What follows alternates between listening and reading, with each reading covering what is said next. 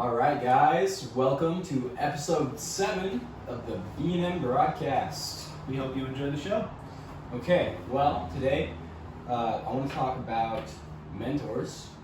And so, do you feel like in your life you've had any?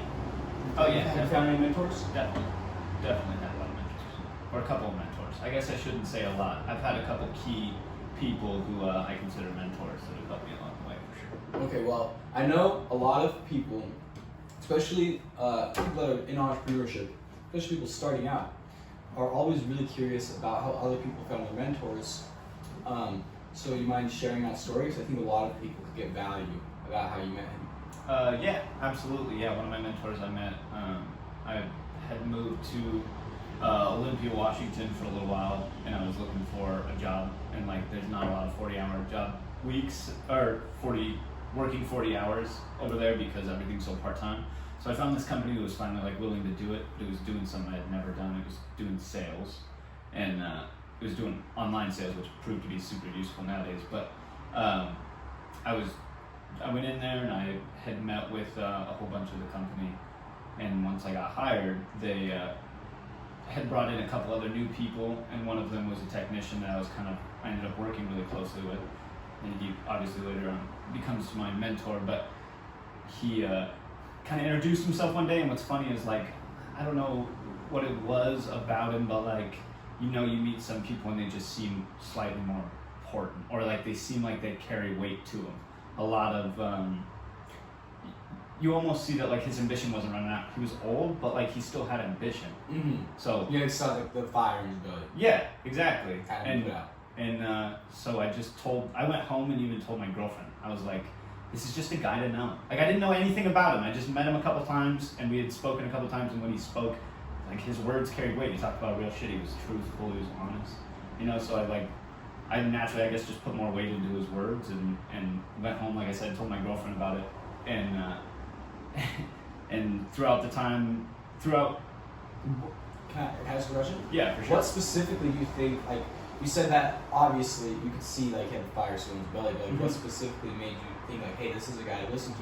Because there's a lot of people out there that, claim to have good information, but when you really meet a good mentor, like you just said, So what exactly was it you think that made you think that? You understand what I'm saying? Absolutely. One word: honest. Honest. Yeah, honest, real. Like, people do themselves a disservice by lying, by trying to push themselves up so far that they're pushing you down all the time. And he wasn't like that. He was honest. He told you whether you wanted to hear some shit or not. He told you what it was and how real it was. Mm-hmm. And like I said, with somebody that confident and seems like they have their head on their shoulders, tells you that shit, especially at a young age. So I got gifted to be at a young age where I was accepting knowledge, but he tells you something that's real. I think that is a huge thing to look for in a mentor. Okay, that's awesome. Anyways, we can continue. So you met him, you went home. Oh yeah, so I go home, you tell my girlfriend that this is just a guy to know, and then he ends up coming in like 3-4 weeks after we had been speaking. We speak like, an hour in the morning every day. We just sit there and talk. It was only us two in this office. And so you guys were coworkers? Yeah, coworkers at this company. He's a technician. He was a technician. And I'm a salesman. And so like it makes sense to get along, but like we had never met each other. He was new, I was new, so we just kind of like formed a bond, I guess. Mm-hmm. And started working really closely with one another. But before that even started, it was like 2 weeks into meeting him, 3 weeks into meeting him. We'd barely spoken. And he comes in with his own whiteboard. We got one sitting over there, so I looked at it. He comes in with his own whiteboard, and just starts writing out all these graphs, and I'm like, what the hell are you doing? Like, I don't understand any of this. He's like, oh, I'm going to teach you something today. He just took it upon himself to bring me in and teach me some shit. Was that like the first? That was the first time that anybody's really like shaking me awake, just been like, hey, I got some shit to tell you. Here's important.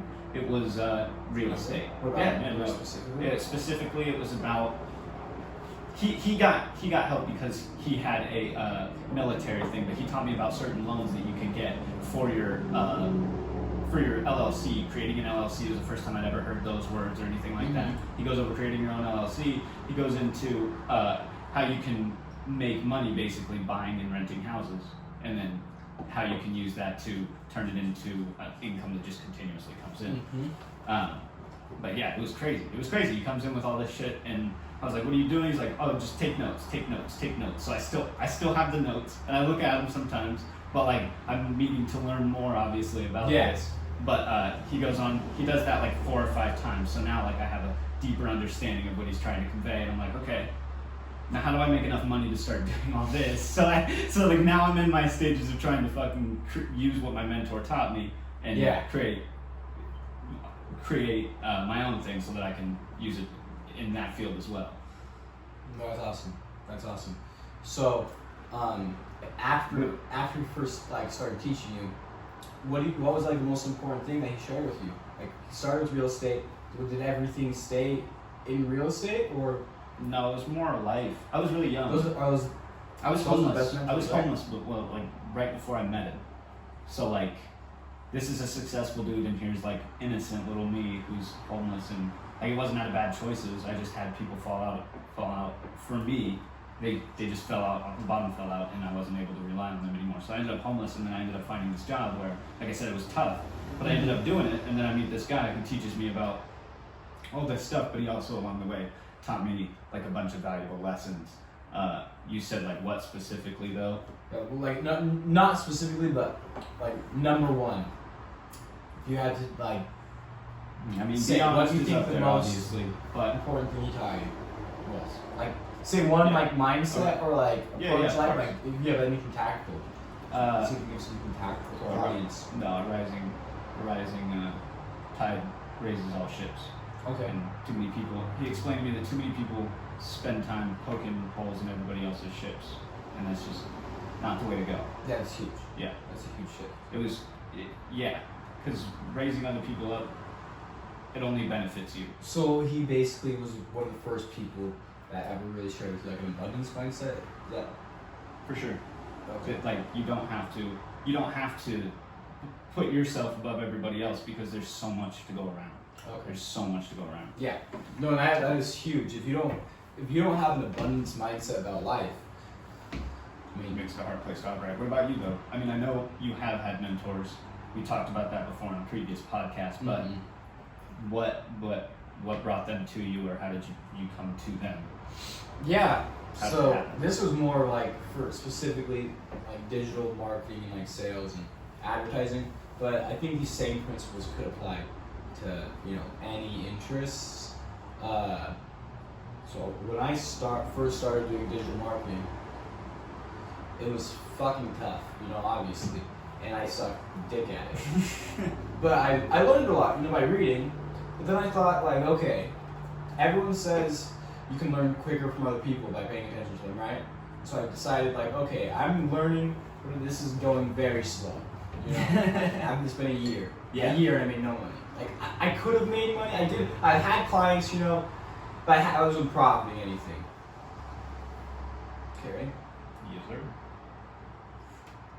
I'd had clients, but I wasn't making money. I didn't really understand how to get clients either. Like, it was pretty sporadic. Like, I'd get, free trial here, free trial there. I convinced someone to pay me like $400, which you're not making anything that way. And I honestly just decided, like, okay, if you really want to get good, it's going to take you a long ass time by yourself. Yeah. Like, you can do this, it's going to take you a long time. Especially with how fast, like, I was always cocky, until I started entrepreneurship. And then I realized, like, damn, I'm a dumbass. So it's going to take me a long time to learn. So I thought, okay, well, you live in a little ass town, in middle Washington, eastern Washington, farm country. Like, who here can teach you about digital marketing? Okay, I looked on the internet, tried to find, like, okay, is anyone locally doing it? Like, there was, but they were fucking. The only reason they were winning is because they're the only game in town. You understand? Right. Because it's like, a tiny town. Yeah, exactly. Yeah. Exactly. And it wasn't because they were putting out kick-ass ads or anything or quality like that. work, right? Or they knew like advanced level strategies or anything like that. So I decided, like, okay, I cannot learn from anyone here, obviously, Right. about about what I want to do. So I decided, okay, if I can't learn from anyone specifically, then maybe I can just find other like-minded people like me online, and it doesn't necessarily have to be a mentor, but maybe I can just read like what they're doing, and I can pick shit up, quicker. So I went on Facebook, Facebook groups actually, and joined a couple of them. And a lot of them guys are terrible. They're just people self-promoting, like buy my stuff, or giving stuff away with the end point of like, hey, you're gonna pay me type of situation. You're saying not enough people. That most people in groups, are posting with either like, if they are giving away information, it's just to dry you into sell you something, or it's just straight up sell you something. So I went through a lot of groups. You do find like little golden nuggets of people though, people that are putting up information. That's why going through these pages, I found this one guy specifically that was putting up killer information for free, and he never asked for anything. He never asked like, hey, if you want to learn more from me, message me. If you want more information, message me. Nothing like that. Like, he was not trying to teach anyone. He was just in his text. He was giving away value about how he did it, and then that was that. I saw his posts all the time. And I saw one post, I can remember it specifically because it blew me out of the water. So at this point I had a client, been running some ads for them. I was getting them decent results, but I knew I could be doing better. I wasn't ripping them off by any means, but I knew I could be doing way better. And I saw him, and he paid half a penny for 1,000 views on his video. God. Because the CPM? Damn. He paid half a penny on the Damn. CPM for the views. That's crazy. Ultimately, like for the views. So he killed it. Yeah, he fucking crushed it. And I saw that and I was like, holy shit, half a penny? Like, what was he doing for half a penny? That is insane. So I messaged him and I was like, hey man, like you had half a penny, and I know you explained it a little bit, but there has to be more. Like, how did you get it down to half a penny? And I asked him a couple questions and he answered it. And anyways, and I asked him, I was like, hey, I know like what was it? What did he do? Was it amazing design? Was it? It was just a lot of back end tactical stuff. Oh, okay. That not a lot of people were doing or something. Yeah. In that area. Okay, that makes sense. Like it had to do with like the post ID. You could put a post ID. Okay. You could put a post ID into Facebook's business manager to utilize a prior post, and it made the likes appear in the ad and the comments from the organic post. So if you use a video that already had a lot of views in the advertisement, you wouldn't start from zero, you'd start from whatever number. And social proof. So it would just count up. Yeah, it would just keep going because it already started from a higher number versus zero. Interesting. That was just one aspect of it. So there was a whole bunch of tactical shit like that he's doing. Yeah. Anyways, and so I was like, bro, I'm a dummy. Teach me. Like, is there anything I can do to convince you to teach me? Because, like, I'm hungry. Like, I will do anything it takes. I literally told him I will do anything it takes. I just don't know. I don't know where to start. Like, I will do the work. I need someone to like point me towards a mountain and say, this is the way you want to go. Mm-hmm. And so he's like, I was 16 by then. I was 16. So young. Yeah, 16, not 17 yet. And he was like, okay. Because obviously, like, listen. This guy, you gotta understand, this guy's 25, 26 years old.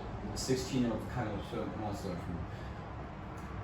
Are you gonna take that 16-year-old very serious? Even if he's like, oh, I really want to learn. No, because he's a 16-year-old, right? You assume like 16-year-olds are naive. Like, he says he wants to learn, but he doesn't really get it. You know what I mean? Yeah, I suppose that's probably. Especially once you're 25, you got so much more life. Like, think about you've got way more life experience. Yeah, so you're like, you see a 16-year-old and you're like, this is a little kid. Yeah, exactly. And so he's like, okay, you want to learn from me? I don't really teach people. He had no other students, okay?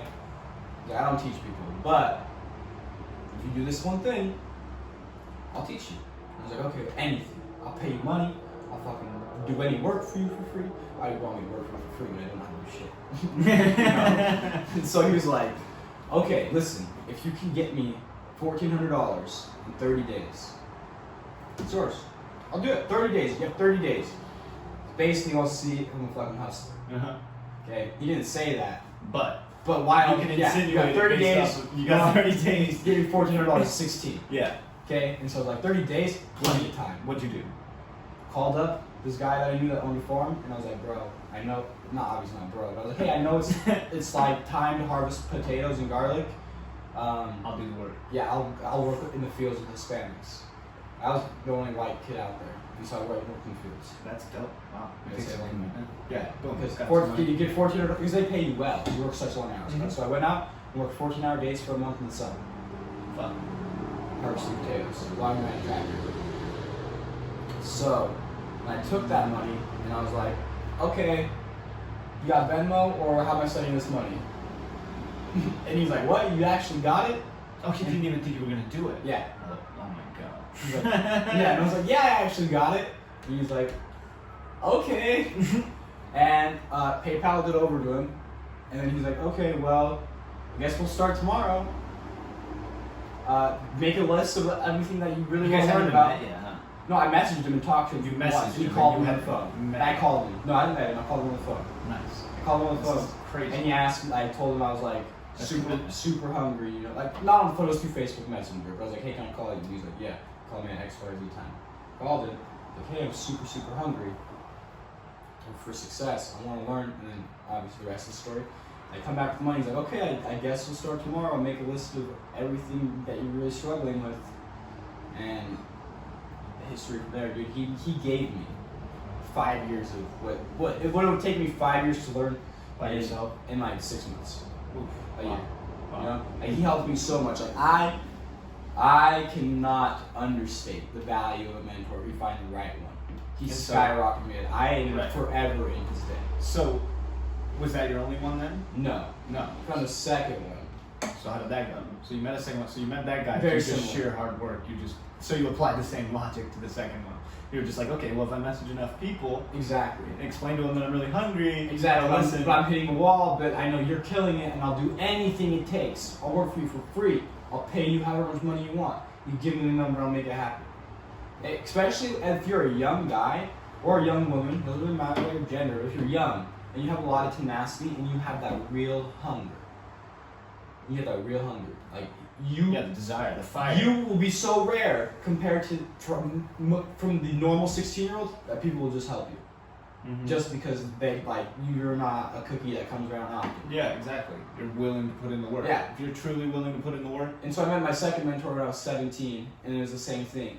I was 17, and he called me on the phone. I told him, hey, cause my first mentor taught me hardcore about marketing. Like crushed about marketing, taught me everything I needed to know. And he gave me some sales stuff. It's just he had a totally different personality than me.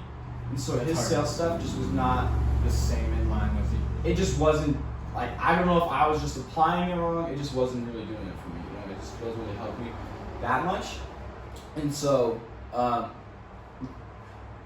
read Spin Cell by that point by Neil Rackham, so I knew how to So sell. you had your own little Yeah, build of how you. but wanted I to knew sell. there was way. I knew that I was doing nowhere near how well I could have done. You know, and so I was hungry to learn. And I knew that my first mentor really couldn't teach me any more sales stuff. Anyways, me and my first mentor are falling out. We're good now, luckily.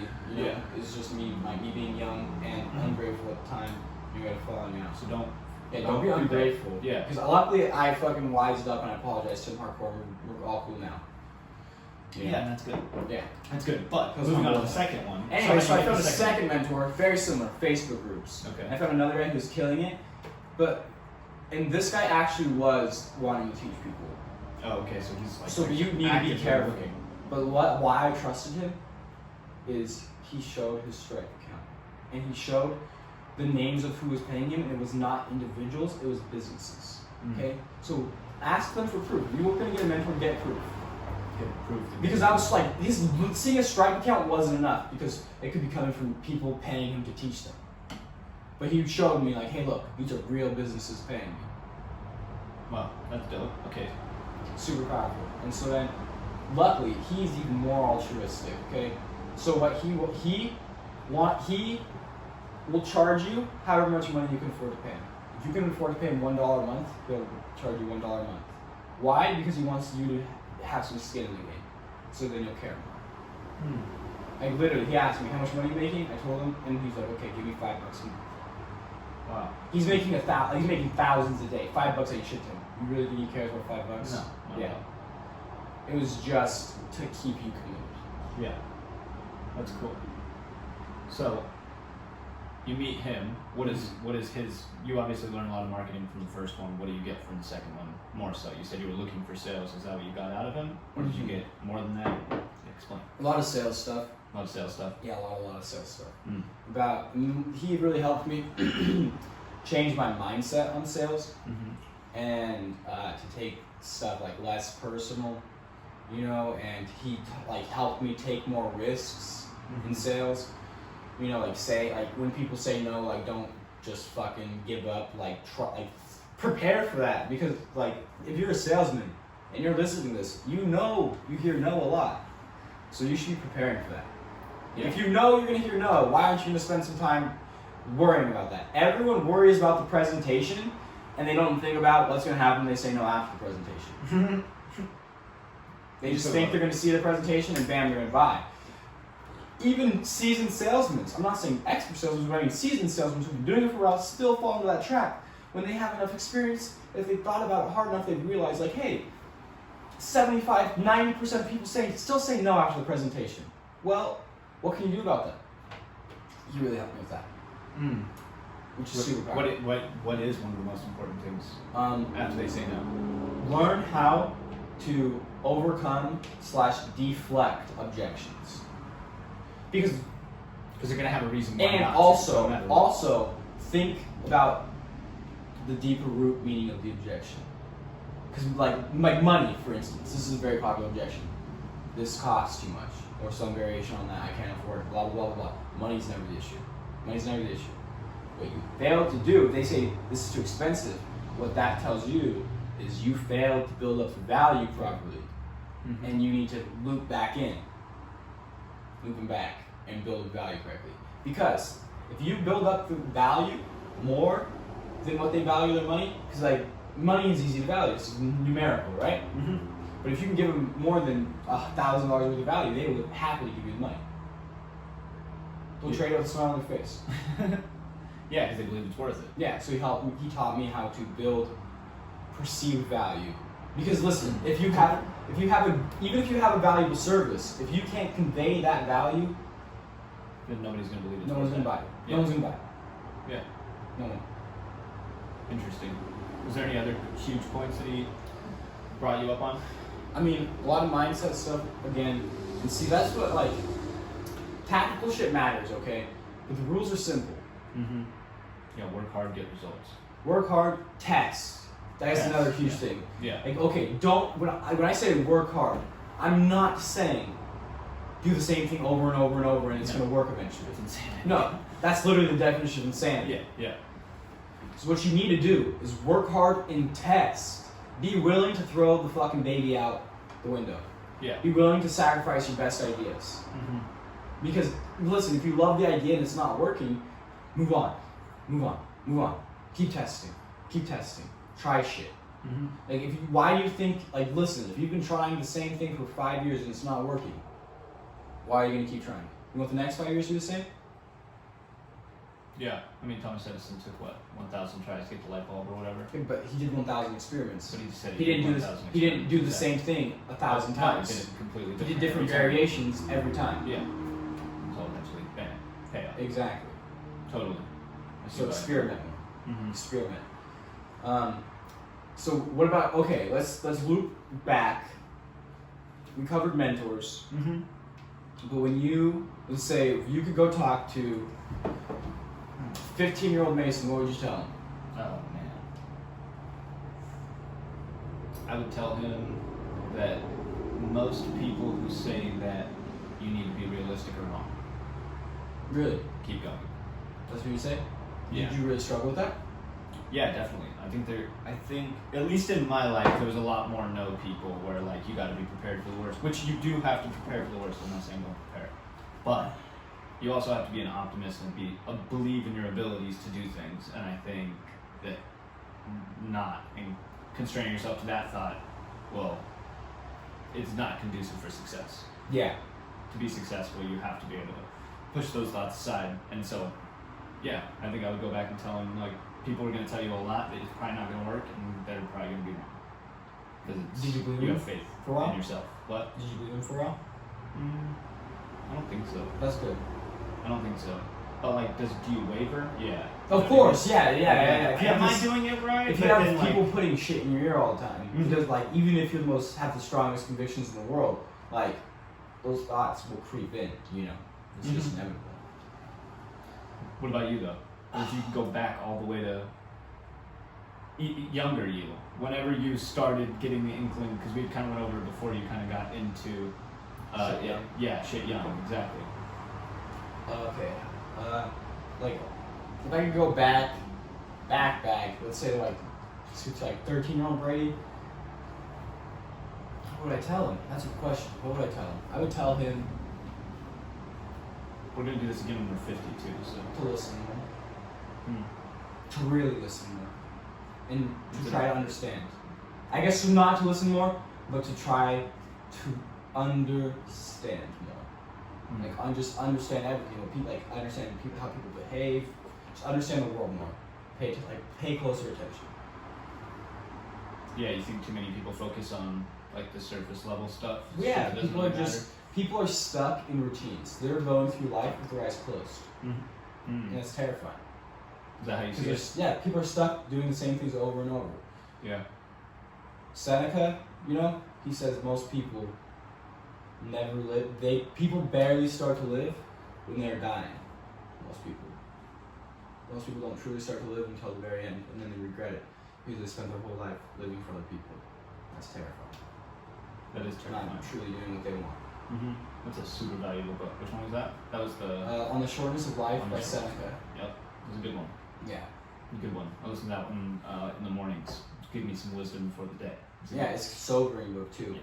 So if you want to read a good book that is good and gives some good wisdom from 2,000 years ago or whatever, or even more, help you perceive the world more accurately. Then Seneca's Shortness of Life. Super good book. It's super cheap too. Yeah, super fucking cheap. It's because it's small. It's not a very hard read. No. But super good book. Okay, man. Well, I know we didn't get this one super long. Nope. But quality over quantity, man. For sure. So, is there anything else you want to add? Nope, not at all. I mean, go ahead. No. Go ahead. Sorry. Okay, I have one thing. Yeah. If you're out there listening to this and you're thinking about getting a mentor, do it. Seriously. Don't let the fear of reaching out stop you. Because yes, listen, you're going to have to ask a lot of people. I did not get yeses immediately. Yeah, okay? I clearly got lucky. Yeah. But I appreciate how hard you had to work to get to where you're at. I didn't just find my first mentor, see that post for 5 pennies and him then the first person and him say yes. It was not like that. I reached out to a bunch of other people that I also saw. And they were all like, oh, thank you, that means a lot, but I'm just too busy. And you can't blame those people. So don't give up. But it's not a numbers game if you're hungry enough. Yeah, if you're hungry enough and you message enough people and you care enough, care. Because and if you're passionate about wanting, the passion will come through in your writing. And you will find someone who will say yes. I promise you. It might take you 100 people, 200 people, 300 people. I don't care. But you can make it happen. And advice number 2.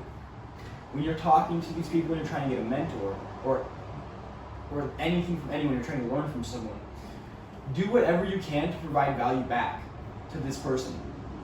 Don't be so narcissistic where you think that you're so special where this person will just take time out of their precious life and just give it to you for nothing. Yeah. It doesn't have not all mentors have to be free. Okay? And so if you're out, some can be free, Yeah, I mean, I've learned through some courses and stuff. Yeah, so some can be free. Definitely. Free doesn't mean bad, but paid doesn't mean bad either. No. So do your homework on the mentor. Definitely do your homework. But with that, all right, signing off. Awesome. All right, we'll see you guys in the next episode. Absolutely. 30 minutes. That's not bad. That shit is watering my eyes like fuck me titties. I was just doing hardcore my peripheral. Oh no, it definitely lit.